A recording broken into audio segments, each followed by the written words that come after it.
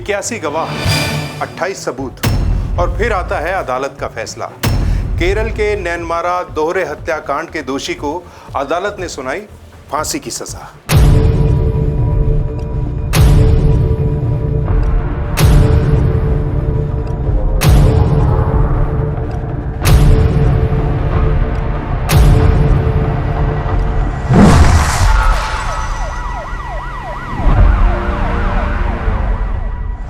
जनवरी 2025 पलक्कड़ जिले के नैनमारा के पास पोथुंडी के घर में मिलती है मां और बेटे की लाश। कौन था इस दोहरे हत्याकांड के पीछे?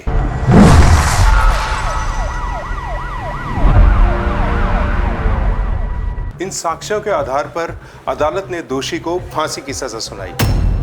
किसी का परिवार उजड़ जाना दुखद होता है, लेकिन अपने उजड़े परिवार को संभालने की बजाय किसी की और खुशहाल जिंदगी को एक शक के बिना पर तबाह कर देना एक सभ्य समाज के लिए ठीक नहीं है। बड़े शर्म की बात है कि हमारे इस भारत देश में अंधविश्वास की वजह से बहुत लोगों को अपनी जिंदगियां खोनी पड़ी। कई मासूम इसी अंधविश्वास की बलि भी चढ़े हैं।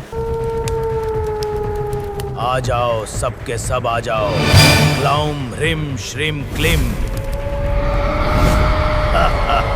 इस कहानी में भी सुधाकरण और सजिता की दोनों बच्चियां इसी अंधविश्वास की वजह से अनाथ हो गई।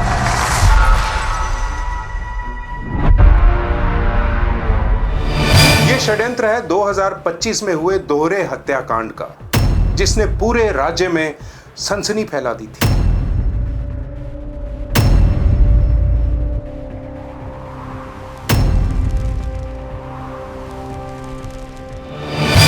दरअसल 27 जनवरी 2025 को पलक्कड़ जिले के नैनमारा के पास पोथुंडी इलाके के एक घर में 2 लाशें मिली। घर में लाशें मिलते ही पूरे इलाके में सनसनी फैल गई। ये लाशें थीं सुधाकरण और उनकी बुजुर्ग मां लक्ष्मी की। किसी की क्या दुश्मनी हो सकती थी एक परिवार से? जब पुलिस ने इस मामले की जांच शुरू की तो पाया कि 2019 को भी इसी घर के एक सदस्य की हत्या कर दी गई थी और उनका नाम था सजिता। सजिता पत्नी थी सुधाकरण की। पुलिस ने इस हत्याकांड की इन्वेस्टिगेशन एक दूसरे एंगल से शुरू की। दरअसल 2019 में जो इसी घर के सदस्य की हत्या हुई थी, उसके हत्यारे के बारे में पुलिस ने खोजना शुरू किया। जब उस हत्यारे के बारे में पता चला तो पुलिस का शक और भी गहरा हो गया।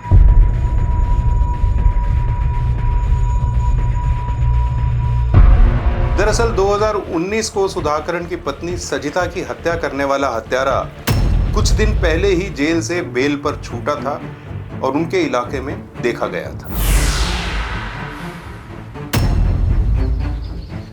इस सूचना के आधार पर पुलिस ने बड़े स्तर पर एक तलाशी अभियान शुरू किया और इसी तलाशी अभियान के दौरान चेंथमारा को पुलिस ने पास की पहाड़ियों से कुछ दिनों में ही अरेस्ट कर लिया।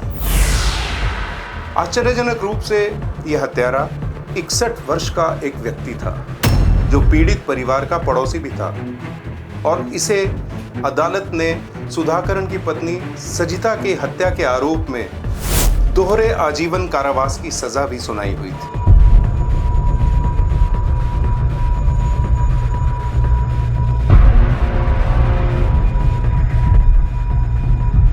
सजिता केस में जमानत पे बाहर आया चेंथमारा जमानत की शर्तों का उल्लंघन करके पोथुंडी लौट आया था, जिससे उसके गलत इरादे साफ जाहिर हो रहे थे।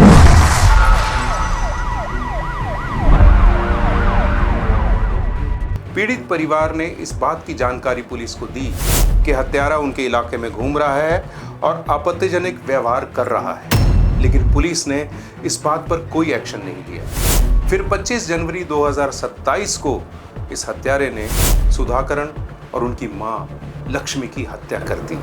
हैरान करने वाली बात यह थी कि चेंथमारा को अपने इस किए हुए अपराध के लिए कोई पछतावा नहीं था।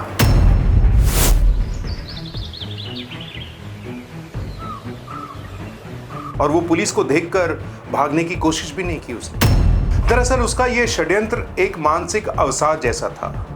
चेंथमारा के मन में सुधाकरण के परिवार के प्रति दुश्मनी उस वक्त पैदा हुई जब उसे ऐसा महसूस होने लगा कि उसकी पत्नी और बेटी सुधाकरन के परिवार की वजह से उसको छोड़कर चले गए हैं।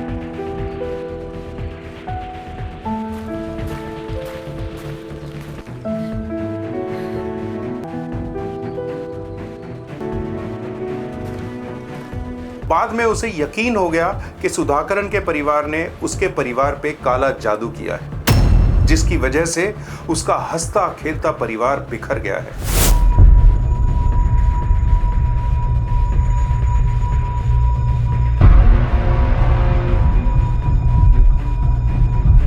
इसी अवसाद से ग्रसित 2019 में उसने सुधाकरन की पत्नी सजिता की हत्या की। वहीं नैनमारा दोहरे हत्याकांड की सुनवाई में अभियोजन पक्ष ने 81 गवाह और 28 सबूत अदालत के सामने प्रस्तुत किए। केरल के पलक्कड़ की अदालत ने 2025 में हुए इस दोहरे हत्याकांड के लिए चेंथमारा को फांसी की सजा सुनाई। अदालत ने इसे रेयरेस्ट ऑफ रेयर केस मानते हुए 20 लाख रुपए का जुर्माना भी लगाया है। चेंथमारा ने यह हत्याकांड क्यों किया, क्यों रचा ये षड्यंत्र? इसके पीछे है अंधविश्वास। आ जाओ, सबके सब आ जाओ। उसे ऐसा लगता था कि सुधाकरन के परिवार ने उसके परिवार पर काला जादू कर दिया है। क्या सच में काला जादू नाम की कोई चीज होती है? क्या सच में जादू करके कोई किसी के परिवार को बर्बाद कर सकता है? सोचने वाली बात। ह्रीम श्रीम क्लीम।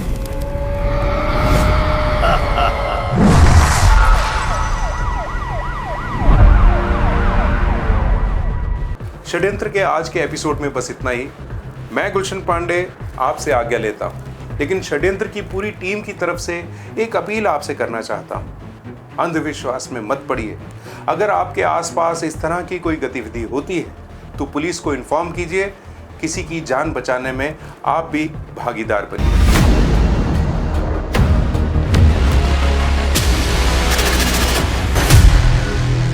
अपना और अपने परिवार का ख्याल रखिए। मिलते हैं अगले षड्यंत्र के पन्ने खोलने के लिए इसी चैनल पर @हर्ष क्राइम फाइल्स। चैनल को सब्सक्राइब कीजिए, लाइक कीजिए, शेयर कीजिए। Thank you so much.